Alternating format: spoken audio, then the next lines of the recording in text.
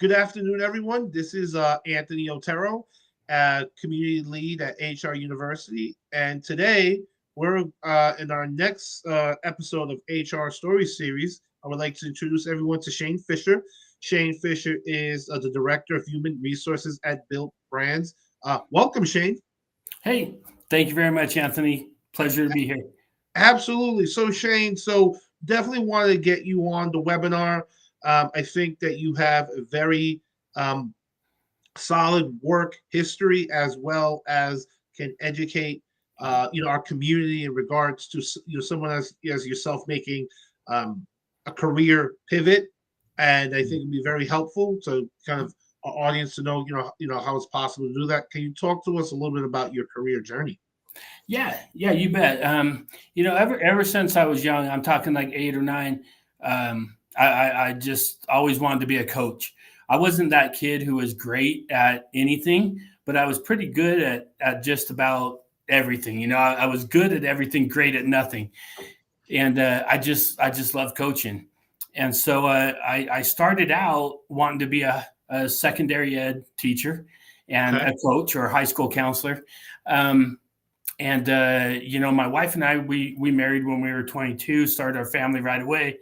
And so when it got to that point in my education where I had to student teach, she was like, and I was like, there's no way we can go 4 months or 5 months or whatever it was, without money. And so, I kind of pivoted a little bit at that point. I ended up getting my degree in English, and we were like, dude, what am I going to do with an English degree? Yeah. But right away, as soon as I graduated, a company came to me. It was a staffing agency, and they were like, "Hey, we want you." And so I started that journey. Got heavy into recruiting, but also, basic branch management. So Sure. handling quite a few different things. And then after about 15 years with the same company, an opportunity arose here at Built to jump into their HR department, which was really exciting. And I can go in a little more detail into that later. But yeah, and I was like, let's do this. Let's go. And for the past 3 years, I've just been all in here at Built. Nice, nice. Talk a little bit about your transition and working kind of you know staffing talent, executive search. Mhm. You had the lens more as a client and a thought partner to um, customers, and then how was the mindset shift from working in that capacity then to working in house, and how do you kind of like manage that? Yeah, it really wasn't that difficult, and Okay, I'll tell you why. When I was recruiting, we were going through the pandemic, and we had to transition. We had to find new ways to do great things, and so we were looking at it. And up to that point, I had always thought about, okay, the good of the client, the good of the client, the good of the client, and I started to think, well, how can I help these people? And I started to think about people instead of businesses. And sure. uh, and once I kind of put them first, I was able to just say, okay, you know what? I know you want to work here, but that's not the place for you. Just to take one of our mottos from where I used to work. There's a person for every job and a job for every person, but not every person is for every job. And I Sure, started sure. to focus on them and how to help them succeed. And the recruiting success just escalated because there was no turnover and companies were ecstatic, and they were like, yeah, we love this person. This person's qualified. And as I transitioned over into the business, that's what I was hoping for. I was hoping to have a recruiter, an agency, that I could really team up with.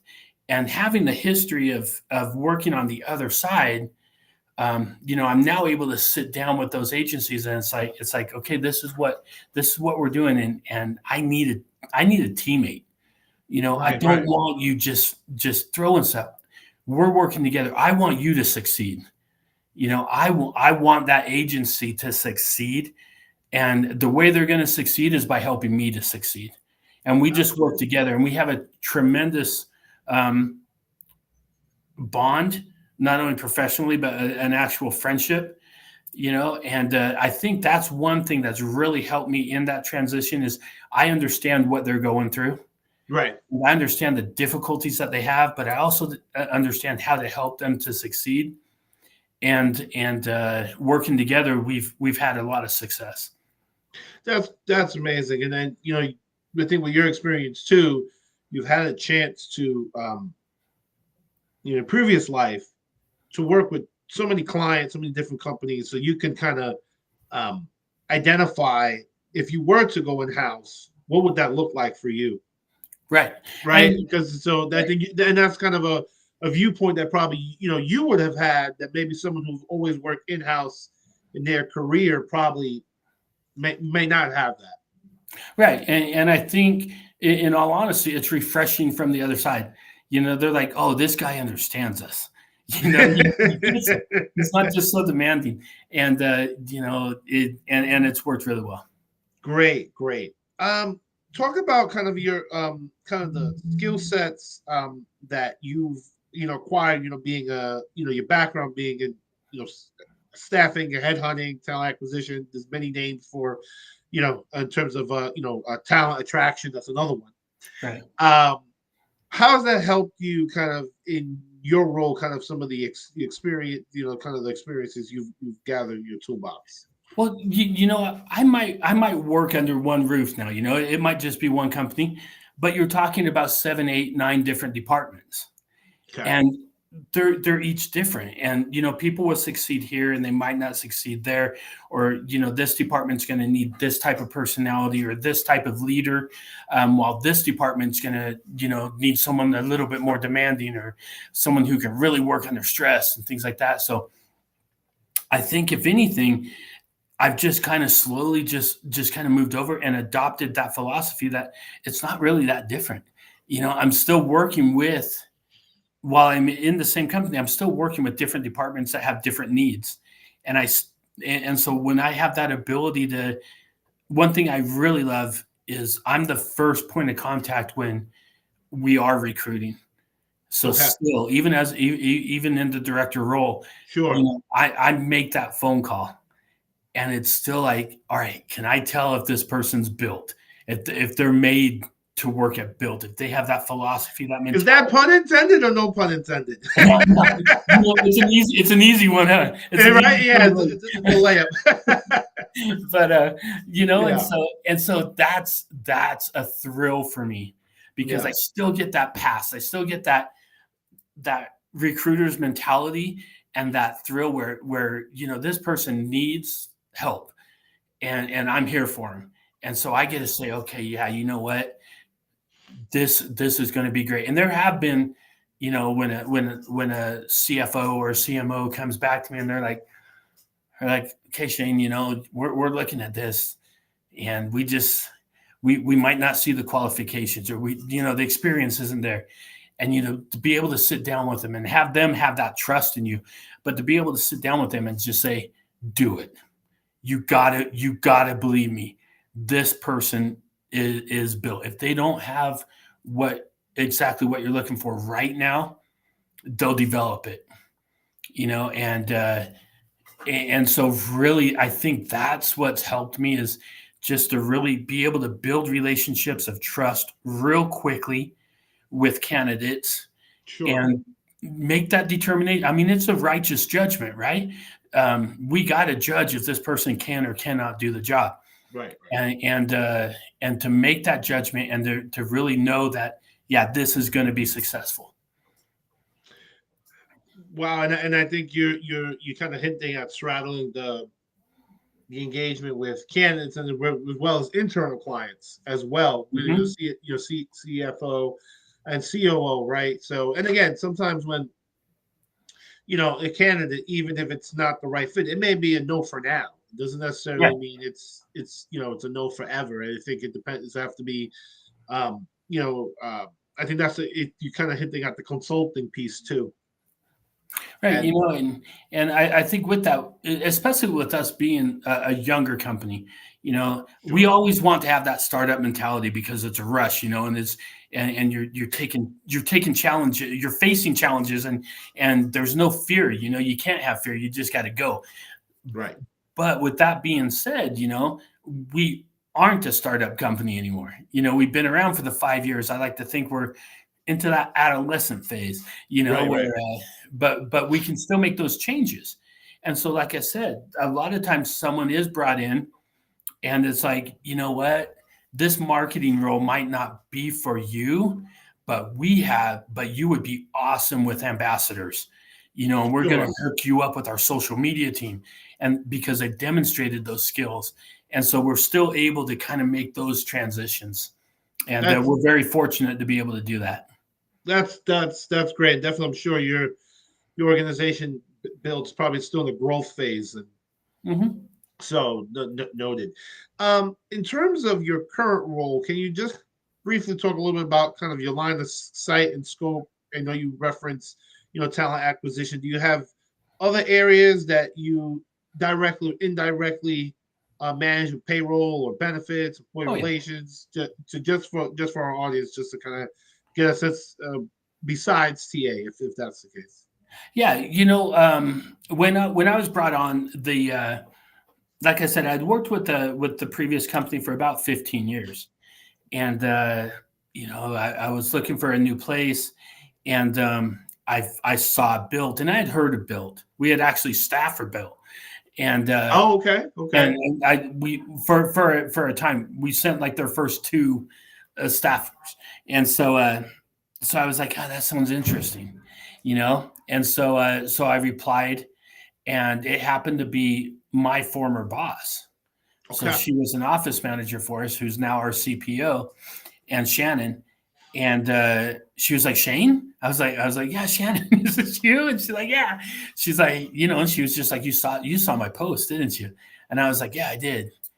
And she's like, you want it, don't you? And I was like, I think I do. And she was like, all right, let's go. It's yours. And so the very first meeting we had was, we're creating a culture. Okay. And I was like, okay, well, what do you want me to do? And she was like, no, we're creating a culture. And I was like, are you kind of telling me that we have free reign, that we're going to use our ideas and our beliefs, and we're going to create built culture? And obviously it bleeds down from Nick, from our owner. Sure. um, but yeah, and so a lot of what I do is developing built culture, and making sure that people are all in and do buy in and believe it. Sure. Because the greatest thing for me is the opportunity to work for someone like our owner, who I believe in as a person, as an owner. I believe in him. To work with a person like Shannon, who I believe in, a product that I believe in. And I think that's why it's so Mm, easy to be all in. And right, so right. that's that culture, and it's tremendous. So to kind of get back to your question, No, some this of the is things I helpful. do, it is that culture development. Okay. So obviously it could be anything from activities, but I base a lot of it on gratitude, Okay. and a lot of it on a theory that a mentor of mine developed, that was just, he used to always say, give them pie, and give people praise, inspiration, and encouragement. And by sharing those things, that's how that culture on my end, anyways, on that I've been responsible for, has been developed. That's awesome. I'm gonna have to quote you. And I say that in the future. Hey, there's Right. always room. There's always room for pie, baby. There's always room for pie. So, I like I love it. Well, I gotta ask a follow-up question to your response, because I think it's powerful, and I think will be helpful for our audience to hear. Talk, I guess, about the values of maintaining relationships and always being oh, professional, right? Because it yeah. seemed that this opportunity um, inadvertently you didn't know kind of that you've previously engaged with. I think your previous boss, or maybe is your current boss, Shannon, and kind of maintaining, kind of your book of business. Because I think many times, um, we may be going about our work and kind of engaging in transactional businesses, Mhm. business, but it seemed that, over the course of your time, you talked about you had a kind of aligned with build, you just had staff folks, and Right. kind of underscored that a little bit. I think it'd be helpful. Okay. Yeah. I think, and I'll say this to people as they come in, whether they're candidates or whatever, I'm all about building bridges. And, I never want to burn them. I always want to build them. And, representing a great company like Built, you are representing this company wherever you go. You know, we're stopped in stores, and we're stopped at parades, and we're stopped at malls, and we're stopped on the street. And they're like, "Tell us about Built."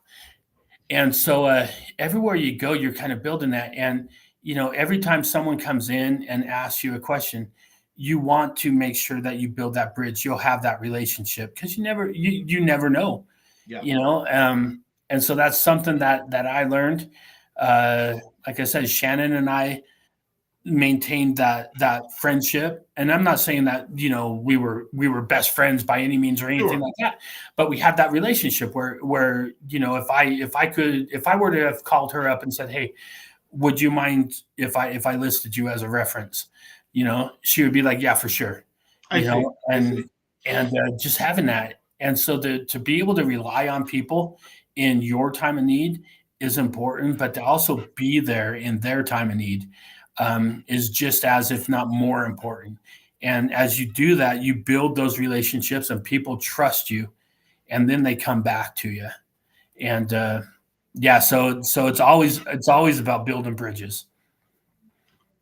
Well said. Well said.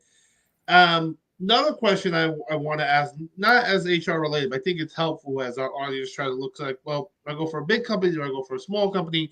Kind of, as a young company, Mhm. um, kind of our audience out there, what are some suggestions you would consider sharing with our audience to kind of look at for kind of companies up and coming on the rise to kind of, quote unquote, take a chance versus maybe a company that's more mature? Right. Um, if I, as I mentioned, I love the feel of those challenges. And I'm not going to say there weren't times when we were sitting around the table thinking, "Oh, geez, what's going to happen?" Sure, sure, there's a little bit of fear when you're in a startup. There always is, sure. but that's what it was. It was like, how are we going to overcome this challenge? And I think if you're that type of person, if you have that type of personality where you can stay calm, be collected, get those thoughts and really confront the challenge, then it's fun as punch, man. It is just fun in that startup. When you're with a longer when I was with a larger company and a more established company, I should say, um, that didn't really exist. There were policies, there were procedures. It was, all right, this is proven. This is proven. This is what we do. This is how we do it. This is how you will do it. Right.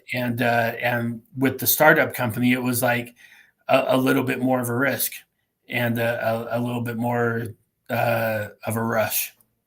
Well, I mean, I think you said it earlier in our discussion. I think part of the big sell was shaping culture, Yeah, right? yeah. I mean, so versus Well, which, yeah, let me jump in on that. It was shaping culture, but what I appreciate probably more than anything is for my voice to be heard, my opinion to be valued, sure, and that's just awesome.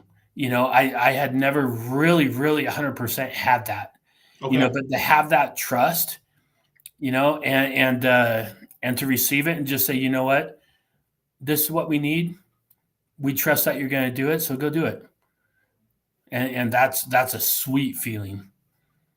That's awesome. That is that's awesome. All right. Sorry, went a little bit on a tangent, but I No, thought that's okay. it was really helpful for our audience to kind of hear those two things. Because just so as we meet kind of folks with various backgrounds.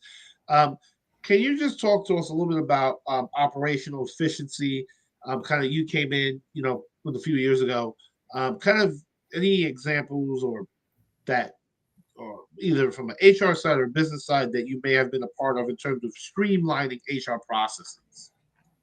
Yeah, you know, I think for us, a lot of it, in order to streamline it, we have people who obviously we have responsibilities now. Like for our HR generalist, she's pretty much over the onboarding process and things like Okay. that. So we do have certain responsibilities now that really make it a lot easier.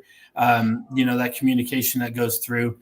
Um, and things like that. But really, for me, what makes it so easy is just the retention.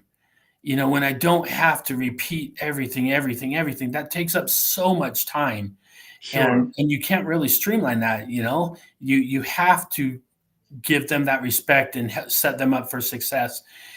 So if you're not doing that, then we have a problem. And so for us, we started a little orientation program. It wasn't major, but Okay. it's just something where we meet, we greet, we have a mentor, we have a buddy who is with that person, introduces them to the team, sits down and has lunch with them, and finds out about them, and shows some interest, demonstrates some interest, is there when they have questions, and that has helped our retention rate, especially in the back office, in the production or the operations area, and it really has allowed me more time to focus on some other things, on Mm. leadership or development or those things, and it's just really opened up time for there. I think that's great. And I know, in HR, in terms of folks self-selecting in or out, usually anywhere between 90 days to a year, they decide. So I think that's crucial. Seems the program that you've implemented kind of the onboarding to make them part of the team. Right, right, and we've seen some good success with that. Obviously, we have our 30 day, we have our 90 day, and you have the 30, 60, 90. Right. And usually if you get them to 90 days, they're here, Right. and they're all in by that point, and that's really something that has helped us to get them to that point, to that 90-day point. Excellent. Excellent. All right. Um, Talk to us a little bit about strategic talent acquisition, right? So, and depending on roles, some roles could be more technical in nature, some roles could be more, leadership or Mhm. administrative. What would you give HR professionals advice on TA strategies? If you're a recruiter, you're running a difficult search. Kind of what are some of the, or if you have a past experience or kind of what are the best practices with that. It's so competitive out there, to get talent at different levels for different jobs. Um, Yeah, that's for sure. One thing I'm always looking for, and I kind of mentioned it earlier, is the attitude and the mentality. okay. Skill set's important. Don't get me wrong. A basic skill set, but when you have that person who wants to be here, like I said, who wants the challenge, who's excited, who's engaged, and you Right. can tell, you really can, you can tell, you get that person, you can kind of mold them a little bit, and trim this off and develop this, and go from that route, and so a lot, and I hear a lot of people saying it now as well, uh, you can't teach personality, or you can't teach attitude, you can't teach work ethic, um, and like I said, education is crucial, I think it is important to have, um, but I can teach. For example, our HR generalist started out in production. She was one of our very first production personnel. Oh, And wow. after a while, she moved up. She was line lead, team lead, became a supervisor, and just her attitude was recognized. And we were like, we need her at the front. We have to have her on the front desk because she was energetic. And I can't tell you how many compliments. Her name's Stephanie, by the way. So I can't Shout tell out to you, Stephanie. right? I can't tell you how many compliments we've received about Stephanie. And I am talking from, investors to people off the street Oh, to, wow. celebrities, whomever. And it's her. And so we were like, okay. And she came to me and she's like, Shane, I want to pursue HR. I Okay. just want this, And so it was like, okay, we're going to start you, like I said, with the onboarding procedures. Right, So right, we're right. going to teach you how to do this, how to do that. Perfected that. Okay, let's get you into training a little bit. And we kind of gave Steph these responsibilities where if she were to fail, it wasn't disastrous. It could still serve as a learning opportunity. And she has developed and developed and developed, and now it's like I know she's the face of the company and she is fantastic, but she's proven herself so well. And I think if anything, that's the example of what I'm saying is, um, I look for people that have that passion, they have a desire, they have a goal, and they're willing to work towards it. And that's something that you just can't teach. That's agreed. And I think, the specific example, you cited with Stephanie too. And, just for our audience too, it's, when you have options, when you're in an organization, look for these growth Oh yeah, opportunities that your leader is entrusting you, and you can fail forward. yeah, And I think, because of the culture, you build it right. This is someone who was on the production front line on in terms of the product, but who else better to be the face of one of the faces of HR, but actually being on the line and understanding the lifeblood of the business, right? And not everyone, whether it's timing or maybe strapped for time, would say, well, that's great, but maybe not right now. But it seems like kind of taking her along for the ride and having a plan. So I salute you and your leadership for doing that, because sometimes with some companies they cannot afford to do that from a timing wise. But I think a lot of it's also built on culture. If the culture right. that's being presented at build, it's like, you want to do this, you got the right attitude. We can upskill you on the technical aspects and on Right. law, but do you have what it takes? And I love that. I really do. Well, and we actually started up a program. It's called our not the most creative name on my part, but the Built Leadership and Development Academy. So the Okay, okay, BLDA, and where directors, executive office, they nominate people for that leadership academy, and it's a 10-week course that we developed here, and we develop leadership skills. We help them recognize what type of leader they are, and not only that, but how to work with different types of leadership in order sure. to succeed. And that motto is just simply, train to lead so others can succeed. Because Anthony, I don't know about you, but whenever I've really focused on myself, I've had a horrible day, or that's a horrible project and it doesn't turn out the way I want it to be. But when I focus on the success of others, that just brings me success. Yeah, And that's what it's all about. Right now we're currently in a session. We're in our sixth session. So we have 39 graduates right now who are anywhere from a director level, and some have rejected promotions because they're like, I like where I am and I can lead from where I am. So we have leadership just scattered throughout, and that also has just helped us tremendously because we're developing people. And like you said, if there is an opening or they express an interest in it, all right, we're gonna do what we can to get you ready so that when that opportunity becomes available, you're there.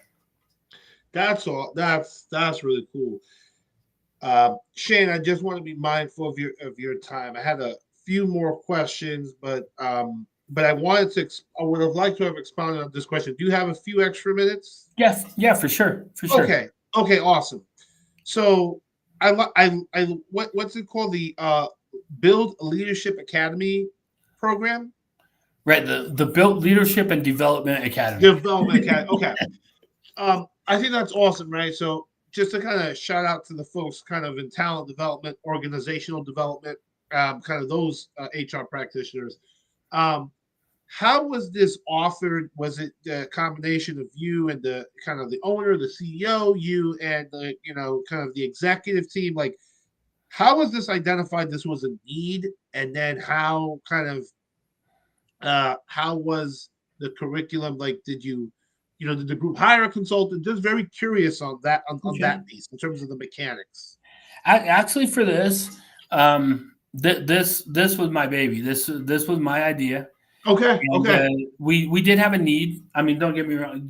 We had discussed, hey, how can we develop people? How can we do this? And I was like, well, so I just said, hey, look, I just created this. We're going to create an academy, and we're gonna teach leadership, and we're going to help these people develop the way that we would like to see them develop.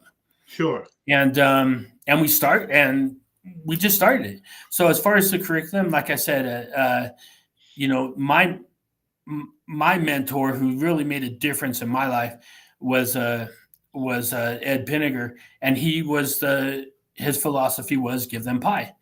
And so that's one of the sections. And it's amazing when people are to find out that people are actually scared to praise someone else, or they don't know, how to encourage someone, or they have never received encouragement themselves, so they really don't know about it.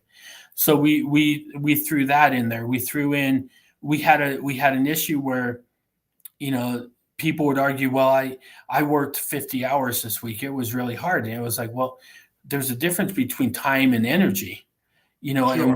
what are you doing when you are here for those 50 hours? And maybe if we like can manage your energy levels, or when you're high in energy, you can do this task. And, Mm, when you need to recuperate, you can go there. And we were able to lower our overtime because now people were a little bit more efficient, and I see. they were coming to work ready to work, and just with the energy and rejuvenated. So a lot of it was just kind of going off of recommendations, off of self-help books, extreme ownership. I don't know. Can I say titles? I don't know if I can say titles of books, but and just different things like that, and building from those. Sure. And we've seen a lot of success. When people put it into practice, it works. Awesome. This is I had to ask a question about that because I think that's great. Creating something in house and whatnot. Just have some final questions for you. You mentioned your mentor. Those were going to be my next question. Do you have any mentors? You mentioned Ed Mhm. Pinniger. Talk to me a little bit about him. How did you identify him as a mentor? Was he just an HR professional or not at all? Just something completely different? And like, No, how you identified him as a mentor? he was an educator, an Okay, author, and I consider him to be a friend. And just his philosophies. He was always joyful, and that was his things. When you share joy, when you give joy, you receive joy. sure. And he based everything off of gratitude. Um, for example, even here, I'm grateful that the great people we have working here at Built have chosen to work at Built. We gave them an offer letter. They didn't have to accept that offer letter. They chose to work here at Built. And I'm grateful that they have, because they're tremendous individuals who have achieved a lot of things. Um, and so when I recognize those things, I make sure I demonstrate that. But that's something that Ed kind of helped me to realize was, um, when I met him, I was a cocky little kid. I was just Okay. I was kind of just, it was always me, me, me. What it was, and I saw how he shared his time and how he shared his knowledge and how he shared his feelings with other people, and when that made him happy. When other people were happy, he was happy. And I was Okay. like, man. And so that's what I've kind of taken into my HR role. When other people succeed, I succeed. When I can share joy, I'm gonna have joy. And that's what Ed taught me. Awesome. Awesome. Two final questions for you, and maybe one of them you already answered, but I'm going to ask. Any HR initiatives or kind of recruitment activities or projects that you're proud of, and why? I think, if anything, the orientation program and the bond that we've been able to create with the recruiters that we use. Um, Sure. I worked with people that it was almost like, oh man, it'd be like, oh, Shane called. It's like, oh crap. I really don't want to. I don't want to help him. There were a couple of people that were like that when I was working there. When we would receive their phone call, Okay. and I take a lot of pride in the relationship that we've been able to build with the recruiters, where they're like, hey, is it okay if we come over, and can we be a part of this activity? I was like, of course you can. Yeah. And and just to celebrate them and to praise them as well, because we all know that it's difficult to find those people and to send the right people over for the right job. And so, the chances I do have, when I can reach out to them and give them that little bit of praise, and to make sure that people know that we're grateful for their efforts. And once again, we don't have to use that. We don't have to use that agency, or we don't have to use that individual. We do it because they've proven themselves, and we're grateful for it. Fair enough. Fair enough. Last question I have for you, Shane. What do you think are essential skills to thrive as an HR professional? Selflessness. I don't know if that's a skill. Maybe that's more of a characteristic, but I'm gonna throw out some characteristics. Um, Selflessness, never thinking of yourself. Um, for me, always the best interest of Built is at heart. And some people think that means that I don't that whatever Built says we do, or whatever this. The best interest of Built is the best interest of their people. And when we put people first, and we put their interests first, that only benefits Built. And so I'm always focused on that. Um, I think, as far as actual skills, communication skills. You, Okay. you know, you have to be able to communicate clearly, professionally. That's got to be one. I would say organizational skills, but I'm not a very organized person, so I don't want to go there. But you know what? If you are organized, you're probably going to have a little bit of quicker success than a guy like me. And really, once again, kind of a characteristic: just have that passion. Just Yeah. just be here for people, and I'll always remember that, and be grateful that you have this opportunity to help them. That's great. We got passion, communication skills. I'm going to add selflessness. Yeah. Uh, Absolutely. We should definitely add selflessness.